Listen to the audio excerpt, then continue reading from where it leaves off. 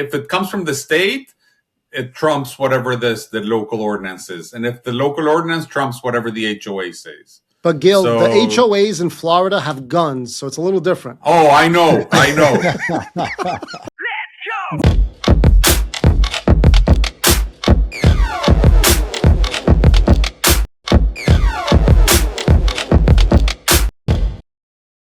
Hey, what's up, everybody? Welcome back to the Liquid Lunch Project. I am Matthew R. Meehan alongside my partner, the Professor Luigi Rosabianca. What's on tap today, Lu? Matthew, there is a real estate trend that is taking over the nation. And it's bucking the trend because it's going from west to east. And that is the reality of ADUs, Accessory Dwelling Units. To do a deep dive and explain to us what ADUs are and how they can work on your property is Gil Vaisman. Gil, welcome to the podcast, Mr. Vaisman. Tell us, for folks like me that live in a geography and a jurisdiction that are not familiar with ADUs, what is an ADU and how do you work with homeowners to build them? Absolutely. First of all, thanks for having me.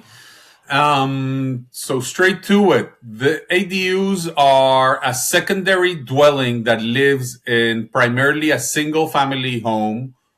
And these are houses that stand on the same lot, but are independent utilities and independent address and can be used either to house a family member or to rent them out. They're basically, you're turning a single family property into a multifamily property without local zoning restrictions. So is this an alternative? Instead of having your son in the basement when he graduates college, you put him into an ADU? What are you seeing the most commonly used applications for these ADUs? So the most common application is still going to be income move. So I'm going to say more than half the clients that are building ADUs are doing it for rental. And then the rest are doing it for extended family, meaning that son that cannot afford their starting home and they move to the ADU, or that father or grandfather that needs some assisted living, they can move to an ADU and be close to family. Those are the most common cases. So the ADU is a quick solution of dealing with a housing crisis and also a tight economy. But how do you deal with zoning and local ordinances? For example, where I live in Long Island, for you to get approved for some sort of extension or add-on, it would take months. How's it work in California? So in California, they passed back in 2017 a state ordinance that doesn't allow local zoning laws to forbid you from building an ADU. They put standards. They said anything that is in between 150 square feet to up to 1,200 square feet, you're allowed by law to build it. They cannot deny you. So if you have the space, if you have a structure that you're not using, a storage space, a laundry room, a garage, you're allowed to convert it into living area without any jurisdiction allowing you to deny it. So they passed a law. There has been some jurisdictions that fought it, like some famous neighborhoods like Beverly Hills or Palo Alto in San Francisco, that they got into some lawsuits. But overall, it's been 99% super popular. And it doesn't change the character of the neighborhood like people were thinking. It actually makes it more communal because you're having extended family live next to you. And it's returning that multi-generational living that we used to have back in the day. And we've kind of lost that. I grew up in a neighborhood in Brooklyn where my entire extended family was in a 3-block radius. I'm using the term blocks because it was New York City, right? So yes, I could see how that can apply, where you'll have grandma next door, maybe your aunt and uncle down the block, but their son or your cousin is living in another ADU. Now, do these ADUs, sorry to geek out on you, but do these ADUs have separate addresses and separate utilities and separate gas lines? How's it work from a technical perspective? Absolutely. So it's got its own utility, its own address, it's its own little house. with everything has to work independent. Its own sewer line. So if something happens if there's a flood in the main house, it won't affect the ADU and vice versa. So this Each is a one has heavy. their own This is a shadow fall. heavy lift. I mean, you're trenching and dredging, and you're passing utility lines. This is a project. It is, but it's future proof. So I have a question for you. In California, the state passed it and allowed it, so you don't have to worry about local municipalities. So they're trying to do the same thing here in Florida, right? But we're still at that local level when the state hasn't passed it yet. However, if the state does pass it, HOAs can still restrict it. Is that the same in California? No, HOAs cannot restrict it, and there are HOAs here. And part of the state law, they acknowledge that, okay, there is an HOA, but we got to find a way for there are some, like, if it comes from the state, it trumps whatever the local ordinance is. And if the local ordinance trumps whatever the HOA says. But Gil, the HOAs in Florida have guns, so it's a little different. Oh, I know. Yeah, from my research, when I was looking, because I do some investing in real estate, it said HOAs can actually put the kibosh on it. Oh man, even if the city allows them. I used to live in a condo and I had an HOA, and the reason I got out of there was not because I hated the space, not because I hated the location. I hated people telling me what to do with my money. Like ever since I turned 18, I don't like people telling me what to do with my stuff. You see, I'm torn on the issue. I live in the HOA community right now. Good part about it is I don't have somebody leaving a 57 Chevy for 7 years, rebuilding it in his front yard or painting his house purple. On the flip side, when I want to put stone on my house, they tell me no. So I have a love-hate relationship with the HOAs. Well, gentlemen, there's something very American and manifest destiny-ish about the government shouldn't tell you what to do with your property. So I kind of like that. But what does California do to counteract somebody that wants to build an ADU that is fuchsia with big feathers on top? Is there any sort of aesthetic guidelines? There are. It has to match the main house. Okay. It has to match the neighborhood. You have a height restriction. It's not a free-for-all. At the end of the day, when you look in properties that have an ADU, it doesn't look any different from a house that doesn't have an ADU. It's typically a garage that you converted. You're keeping the same finish quality of the main house. Like if you have a classical cottage look, the ADU has to match that look and feel. And it looks cohesive in the neighborhood. You heard it here first. California is leading the trend on some sort of economic initiative. Who would have thought? They got to put the homeless people somewhere.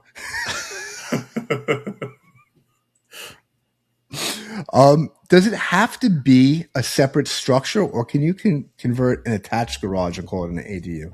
You can. It can be attached. It can be attached. It can be a basement. It can be something that's called a JADU, which means that, like, you can take a house, split it in two, take half the rooms, turn that into an ADU, give it its own entrance, give it its own address, and that's considered an ADU. And all of a sudden, you have a duplex. It's the same structure, but like split in two. Wow. So the blueprint is there because this is being done in Washington State, in Oregon, like all across the West Coast. ADUs are legal, they're popular, and they're coming to your town. I believe that this is going to be universal. Gil, I would imagine for the average homeowner that wants to go out and he wants to, try to do this themselves. Everybody wants to build their own house, but can they really do it? How hard is it? What's the permitting process look like? You're an expert. What would you suggest? Well, I started my first ADU. I was an owner builder.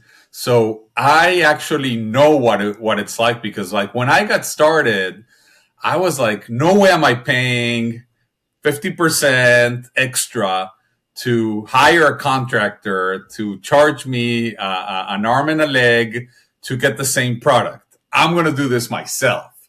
And of course, like I didn't say 50%, and I didn't do it in the same amount of time. Like I run into some delays. I learned a lot in the process, but like it was education expense, like as an entrepreneur, that's my college. It's making mistakes with money and learning from them. So can you do it? Absolutely. Like just know that it's going to cost you more than you think.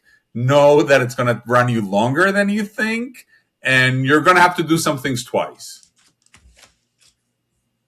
So we said the average square footage is about 500 square feet on these ADUs that are running, right? Is there a limitation to the size that you can build? Could it be 1,000 square feet? How big can it actually be? So the original ADU ordinance allows you up to 1,200 square feet. So okay. that's a tight 3-bedroom, very comfortable 2-bedroom, up to 2 stories high.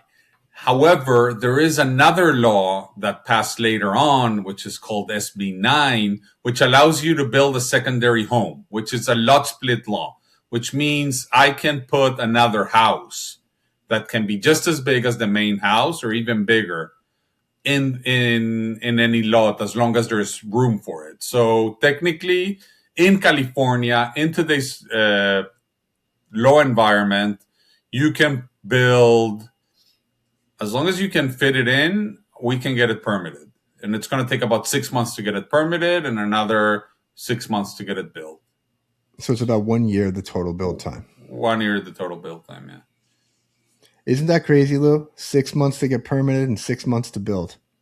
Shouldn't the permits take like 24 hours? I'm going to 2026. I mean, couldn't you plug in the plans and some AI platform and have them generate an approval? I use AI for estimates. I was just running one myself, So like the tools are there, but we know that the slowest to get it is always the government. Government is very reactive. Government is not a proactive entity. So that's why the last person to get on board is and efficiency is not built into their core motivators of a government. Sure. Like if efficiency is not like, if we're more efficient, then we'll get what? Like we'll lose our job. People working, lose our jobs. So it just doesn't work like that. Spoken like a true cynical New Yorker. You guys out in LA County have a big election there coming up. Oh yeah. Yeah. Somebody took some heat last night when you guys, this will be a few weeks out when you guys hear this, but somebody took some heat last night in the debate for not getting the permits for building after the fires. How long ago was that? A few years ago? Oh, that's been brutal. Like it happened January, so it's been 16 months and still we have less than 1% of structures have been rebuilt. What's the holdup? What are the problems? The city. The express lanes that were promised weren't delivered. Like it's not only did it, like, is it not faster, but it's slower than like what it would have been to just get a permit to rebuild. Like it's extremely frustrating. Like the level of bureaucracy that California has, it's ridiculous. Nobody's going to defend that. So, Gil, there's always a motive for something, right? In your opinion, you living in LA County, why do you think it's slower than what they promised? Because they could make it go faster if they wanted to. They could hire people, right? But why the holdup? There's no accountability. Like at the end of the day, like everybody should be accountable to some power greater than themselves, right? I'm accountable to pissed off clients leaving me bad reviews or lawsuits or sure, of course. And therefore I try to do my best to get good reviews and to not get sued, right? So those are motivators. this elected officials and non-elected officials, they're not going to get outvoted. Like it's like who are they accountable for? Like the people. The people keep voting them in no matter what happens. Matt, are you trying to get into something a bit more nefarious, right? Because you're thinking these houses, these houses are no longer there, but someone has to pay for these property taxes. These are vacant lots. And also insurance has been brutal.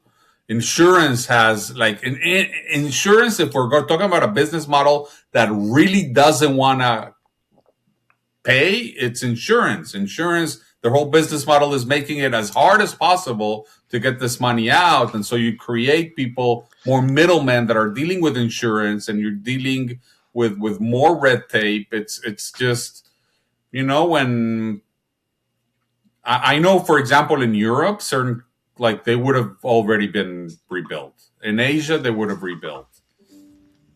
But yeah. I mean, listen, in China, they'll put up a skyscraper in 14 days. So that's a different story, though. So you see the trend continuing around the United States, right? It started in California.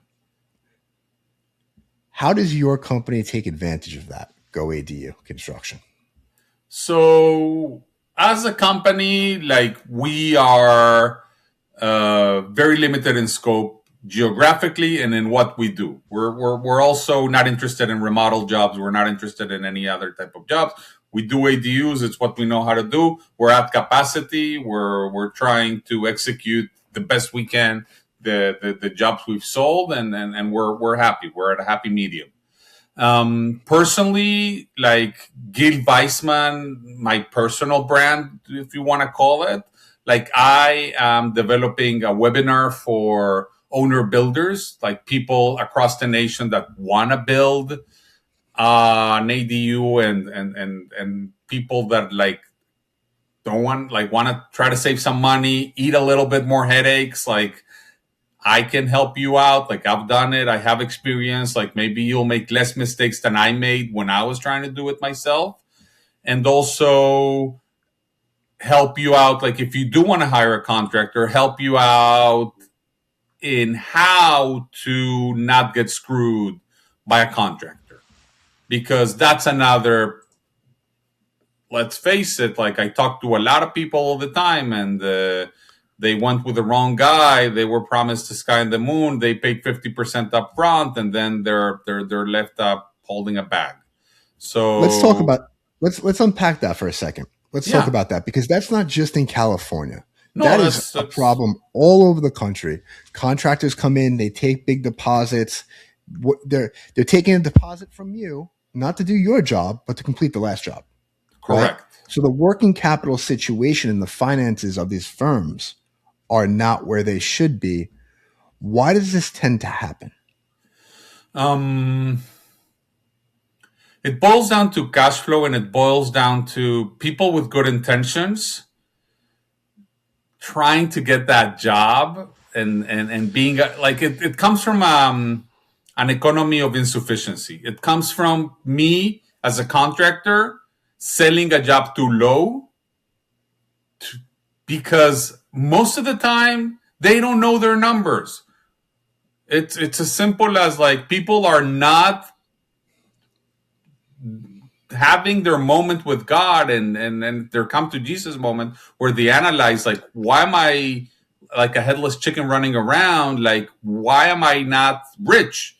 Like, what's happened? Like, this should be a profitable endeavor. And it's because, like, they're competing for that next job, and, oh, can you give me a discount here? Can you cut $20,000? It's like, you know what? Like, I'd rather work than not work. Let's do it for this, etc. They take the job. They don't know how much truly they're spending, and they run into bad cash flow situations where like, most of the times it's done unintentionally, but, like, you end up with a job where you have accounts receivable for $50,000 and you have $100,000 to finish it. So why am I motivated to go back into that job, into that well?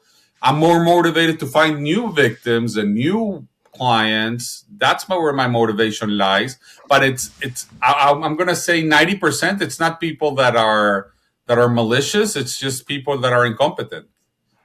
So what is your advice? Because me and Luigi, we deal with a lot of contractors in our business. We fund them a lot, right? And we help them actually grow and scale. And exactly what you said. First of all, you need to raise your prices. Your prices are not where they need to be. We need to know how much it costs you to turn the lights on every day before we go out and start bidding jobs. That's one, right? Yeah. But what if you are the homeowner? What if somebody comes to you and they want a 50% deposit? How do you protect yourself? Well, you're not obligated to work with that contractor that is putting those conditions onto you. Nobody's holding a gun to your head. Look for someone that's going to structure their payments differently. Negotiate. If you do want to work with that contractor, try to negotiate a different payment schedule. If they refuse, then we're in a free market. Keep looking. Nobody's obligating you to go that, but like I would be highly skeptical if you're paying big upfront deposits. Like, you're already asking for trouble, and these people genuinely need that upfront deposit in order to finish your project. It's and another thing that like we need to change culturally is pay fair price for things. Don't look for the like. Sometimes I want to stay in a nice hotel. Like I have kids. I don't want to stay in a Motel 6 all the time, you know? So like if I want to stay in a nicer hotel or a nicer Airbnb, I have to pay more, and I accept that. I'm not out there haggling and telling the hotel like, "Hey man, what if I leave earlier? Could you cut me a half price for the night?" You know, or what if I, you know, like only sleep in 2 of the beds and not the 3rd bed? Like, can you, like, we don't do that. But with contractors, it's kind of like the law of the land. Everybody's trying to save money, and culturally, like, I have a situation right now, and it's a contract that I signed a year and a half ago, and there's been delays. And I am supposed to break ground, and I look at the numbers, and I'm running the numbers right now. And it's like, I cannot break ground on this price that I promised and make money. And I have to have a conversation with the client and tell him like, "Hey man, like, it's not good for you. It's not good for me when I don't have any skin in the game. I don't want to cut every corner I can in order to make this work. We need to have a real man-to-man conversation where I'm going to raise your price because inflation happened. And the price that I gave you back in 2024, it's a price that I cannot honor anymore today. Why did it happen? It's part my fault. Shit happens, but I need to own up to my responsibility of not running a business that it's running itself to the ground." And therefore, like, either you look for someone else or we do it for a revised price. And it's an uncomfortable conversation, but like, I'd rather do that now before I break ground than like eat it. So inside your contracts, though, and I know this was very big during COVID, there were escalation pricing, right? Especially, look, we totally get it. You need to put money down when you're having something done, because you have to go out, you have to pay your crew, you have to buy your materials, right? You got to plan everything out. This is not free, right? Especially materials right now. The price has risen so much, right? And it continues to rise again. So how do you do that? And how do you tell your clients when you're sitting down with them, right? If you're a year out, if you're 6 months from permitting, right? A year from permitting coming through, you're sitting down with me today. How do you explain it to your clients? And what do you put in the contract? So in the contract, I do have a clause that allows me to two things that I put in the contract that are great protection. One is if the price has increased by more than 5% by reasons beyond my control, and that includes inflation, because I do not control inflation. then I can come later with a change order and we can adjust the price. And that's a contract that they agreed to, and we go by that. The second one is I leave outs for both the client and the contractor. We can both walk out, meaning for no reason, like we find what's fair, what's been done, what's the fair number of the work that's been performed. And for whatever reason, you don't like me, I don't like you, we bolt. 3-day notice, and like it's got to be like a relationship, you know. I marry my wife every day. I can divorce her any second, but I choose every morning to stay married with her, and it should be the same in business. Now, have I had to use that clause? No, but gives me peace of mind. Awesome. So, Gil, thank you so much for being here. We want to be respectful of your time. Can you tell everybody where they can find you and they can find Go ADU Construction? Absolutely. So Go ADU Construction, goadu.com, gilvaisman.com as well. You can find us in social media. You can set up an appointment. We're easy to reach. There's contact me form at every single. There's call to actions across the website. Follow us on Instagram. Follow us on YouTube. We put lots of content out there for everybody. That it's educational, free for everybody, and we want to keep informing people about this great opportunity that are ADUs. Gil, thank you so much. One question before I let you run. Mm-hmm. What is the wildest thing somebody's asked you to put in their ADU for them? An elevator. Really? Yeah. Okay. I guess if you have an older relative, maybe it's not that wild, but we'll let it go. Gil, thank you so much. Everybody, that's a wrap on the Liquid Lunch Project. We'll catch you on the next episode.